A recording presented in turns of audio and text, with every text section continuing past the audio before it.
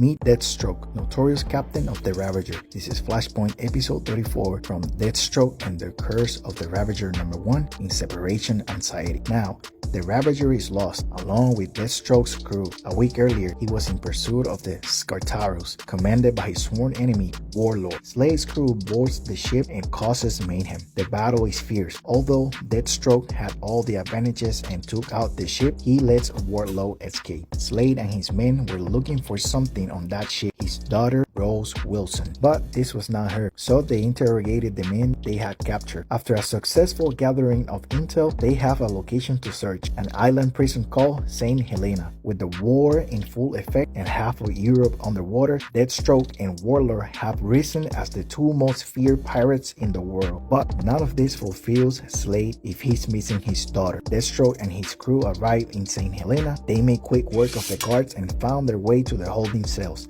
Rose Wilson was not there. She had been transferred recently. Leave it to Slade to not waste a trip. He made a speech to the metahuman inmates in St. Helena. He asked for them to pledge loyalty to him, and in return, they will be free to join his crew on the Ravager. Clayface and the Eel immediately proved their worth, providing valuable info for their new captain. There's a metahuman called Sonar that could help them in the search of banks and treasure to loot in the cities underwater in Europe. The Ravager sails to find the ship that was transporting the meta, and they board and retrieve the prisoner called Sonar to be forced into joining Slade's crew. Later that night, the crew is hanging out when Briggs alarms Deathstroke of the direction they are taking, the Marked Waters. But Slade is not phased. He recommends the crew to eat well and rest, for dangers await at their destination. A decision Slade will come to regret. While sailing way inside the Marked Waters, the Ravager is spotted by none other than Aquaman himself. The King and his brother Orm, the Ocean Master,